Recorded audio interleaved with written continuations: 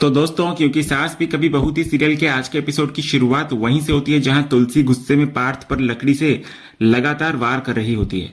पार्थ नीचे गिर जाता है और जब तुलसी आखिरी वार करने वाली होती है तभी वैष्णवी उसे पकड़कर रोक लेती है। इसके बाद तुलसी शांत होती है और वैष्णवी को संभालते हुए वहां से बाहर ले जाती है। लेकिन तभी एक बड़ा ट्विस्ट आता है। हम देखते हैं कि पार्थ अचानक अपनी आंखें खोल देता है, यानी वो बेहोश नहीं हुआ था। उधर दूसरी तरफ तुलसी और वैष्णवी फार्म हाउस से बाहर निकल रहे होते हैं। रास्ते में तुलसी वैष्णवी से कहती है कि घबराने की जरूरत नहीं है, उसने हेल्प के लिए किसी को बुलाया है। तभी इतने में सामने से रियांश अपनी गाड़ी लेकर पहुंचता है। रियांश दोनों की हालत देखकर हैरान हो जाता है और पूछता है कि आखिर उनके साथ क्या हुआ। लेकिन तुलसी उससे कहती है कि अभी ये सब छोड़ो और तुरंत पुलिस स्टेशन चलो। रियांश बोलता है कि पहले अस्पताल चलना ज्यादा जरूरी है क्योंकि दोनों की हालत ठीक नहीं है। लेकिन तुलसी उसकी बात नहीं मानती। वो कहती है कि डॉक्टर के पास वो बाद में चली जाएगी, फिलहाल पुलिस तक पहुंचना सबसे जरूरी है। इसके बाद तुलसी अपना मोबाइल रियांश को देती है और बताती है कि हाथ से मोबाइल गिर जाने की वजह से पार्थ की पूरी हरकत उसमें रिकॉर्ड हो गई है।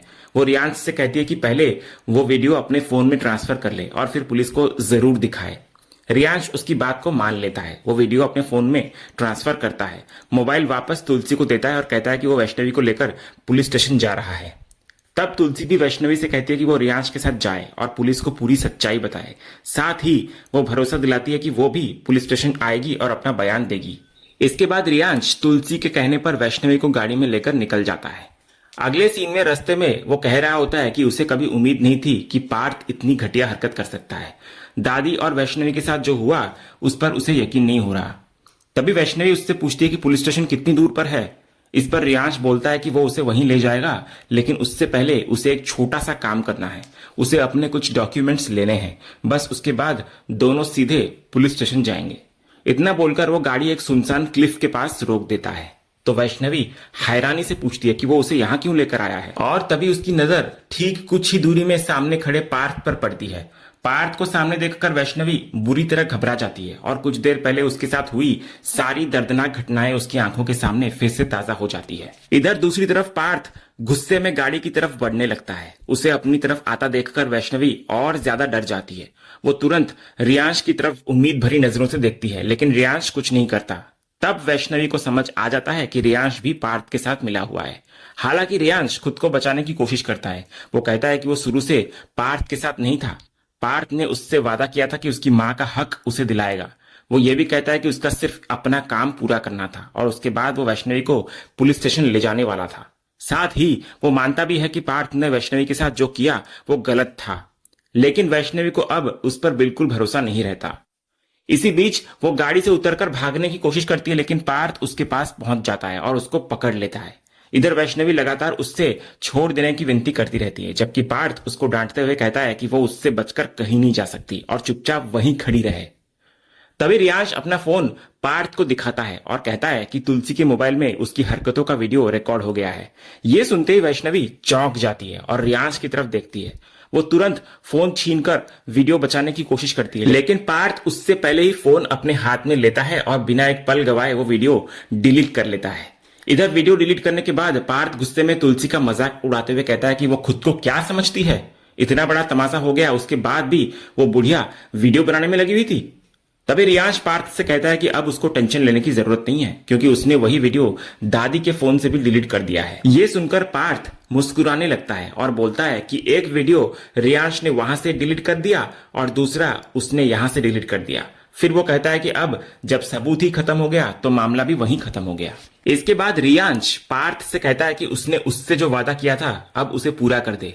उसका कहना होता है कि उसे सिर्फ अपनी मां का हक चाहिए था और उसके बाद उसका इस पूरे मामले से कोई लेना देना नहीं रहेगा। लेकिन पार्थ इस बात को इग्नोर करता है और फिर वैष्णवी को ताना मारता है। वो तुलसी और वैष्णवी दोनों का मजाक उड़ाता है और कहता है कि उन्हें लगता था कि वे उसे रोक लेंगी, लेकिन अब कोई उसका कुछ नहीं बिगाड़ पाएगा। उधर वैष्णवी रोते हुए बार बार पूछती है कि उसने आखिर उसका क्या बिगाड़ा है, वो क्यों कर रहा है ऐसा उसके साथ। इस पर पार्थ गुस्से में कहता है कि पहले उसने सोचा था कि अपना काम निकालकर उसे छोड़ देगा, यहां तक कि पैसे देकर अलग भी हो जाएगा, लेकिन उसके मुताबिक वैष्णवी ने उसके प्रॉपर्टी वाले कागज जलाकर सब कुछ बिगाड़ दिया और उसे सबके सामने अपराधी साबित करने की कोशिश की। इसके बाद पार्थ बोलता है कि अब पहले जैसा कुछ नहीं होगा, क्योंकि अब कोई जबरदस्ती नहीं होगी, बल्कि मामला हमेशा के लिए खत्म होगा, टाटा बाय बाय होगा। इतना बोलकर वो वैष्णवी को जबरदस्ती क्लिफ की तरफ ले जाने लगता है। वैष्णवी लगातार रोते हुए उससे छोड़ देने की विनती करती रहती है, लेकिन पार्थ उसकी एक नहीं सुनता। पीछे से रियांश भी उसको रोकने की कोशिश करता है, लेकिन पार्थ नहीं रुकता। फिर पार्थ वैष्णवी को जबरदस्ती क्लिफ के किनारे तक घसीट कर ले जाता है। इधर वैष्णवी लगातार उससे छोड़ देने की गुहार लगाती रहती है, लेकिन पार्थ उसकी एक नहीं सुनता। वो उसे एक हाथ से क्लिफ के किनारे लटकाकर पकड़ता है। वैष्णवी अपनी जान बचाने के लिए उससे हाथ ना छोड़ने की विनती करती रहती है। पीछे से रियाज भी पार्थ को बहुत रोकने की कोशिश करता है कि ऐसा वो ना करे, लेकिन पार्थ किसी की बात नहीं मानता। आखिरकार वो वैष्णवी का हाथ छोड़ देता है और वैष्णवी गहरी खाई में नीचे गिर जाती है। ये देखकर रियांश भी हैरान हो जाता है और पार्थ पर भड़क उठता है। इसके बाद रियांश पार्थ पर गुस्सा करता है और बोलता है कि ये तूने क्या किया, तूने वैष्णवी की जान ले ली। ये हमारा मकसद नहीं था, बल्कि हमारा मकसद ये था कि हमें हमारा हक मिले। ये तूने क्या कर दिया, पागल हो गया है क्या तू? फिर रियांश पार्थ का कॉलर पकड़कर बोलता है कि अब इसके लिए तुझे जेल जाना पड़ेगा। तभी पार्थ रियांश का हाथ छटकता है और बोलता है कि मैं नहीं, बल्कि तुम जाओगे jail, because it's very simple. तुमसे वैष्णवी ने सगाई तोड़ी और शादी मुझसे हुई। गुस्से में तुम आए तो ईगो तुम्हारा बीच में आएगा। यू गॉट जेलस और बदला लेने के लिए तुमने वैष्णवी के साथ जबरदस्ती करने की कोशिश की और फिर तुमने गुस्से में आकर उसको मार दिया। उसके बाद तुम मेरे पास आए और मुझे मारने की कोशिश की और फिर इन सेल्फ डिफेंस मैंने तुम्हें मार दिया। ये सब सुनकर रियांश के पैरों तले जमीन खिसक जाती है। वो गुस्से में पार्थ का कॉलर दोबारा पकड़ता है और बोलता है कि उसने न सिर्फ उसकी मां का हक छीना, बल्कि अब अपने सारे गुनाह भी उसके सिर मढ़ना चाहता है। रियांश साफ बोलता है कि उसका वैष्णवी के साथ कभी कोई गलत इरादा नहीं था। वो याद दिलाता है कि वैष्णवी पार्थ की पत्नी थी और जो कुछ हुआ उसकी जिम्मेदारी सिर्फ पार्थ की है। इसके बाद रियांश पार्थ को खूब खरी खोटी सुनाता है। वो कहता है कि उसने कभी सोचा भी नहीं था कि पार्थ इतना बड़ा धोखेबाज और मक्कार निकलेगा। आखिर में वो बोलता है कि दुनिया की हर औरत की बद्दुआ उसे लगेगी। तब पार्थ ठंडे अंदाज में मुस्कुराकर कहता है, यही तो उसका शुरू से प्लान था, पहले उससे हाथ मिलाना, उससे अपना काम निकलवाना और आखिर में सारे इल्जाम उसी के सिर मढ़ देना। वो दोबारा कहता है कि अब सबको यही लगेगा कि वैष्णवी के साथ जो अपराध हुआ उसके पीछे रियांश ही था।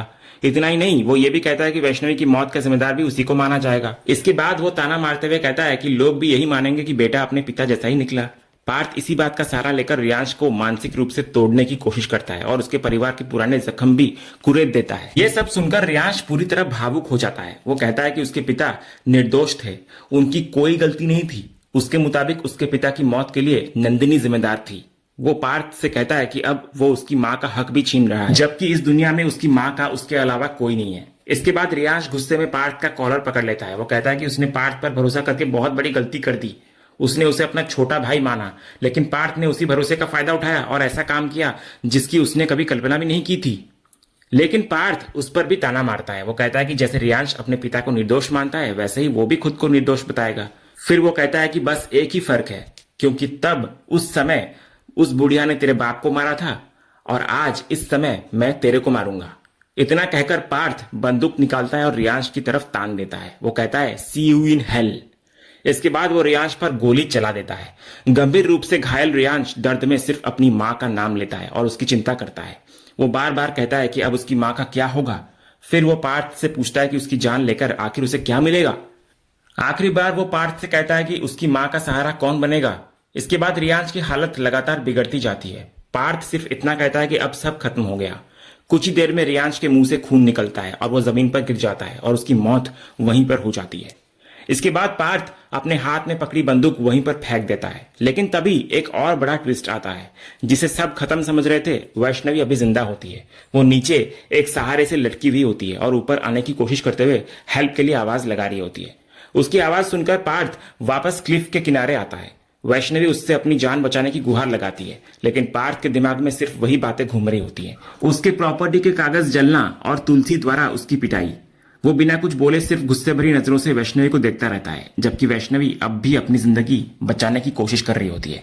और इसी सस्पेंस के साथ आज का ये एपिसोड यहीं पर खत्म होता है। तो दोस्तों, आपको आज के एपिसोड का कौन सा सीन सबसे ज्यादा पसंद आया, हमें कमेंट बॉक्स में जरूर बताएं। अगर आप क्योंकि सांस भी कभी बहू थे के फैन है और कोई भी अपडेट मिस नहीं करना चाहते, तो हमारे इस चैनल को सब्सक्राइब करना ना भूलें और बेल आइकन को भी जरूर दबाएं।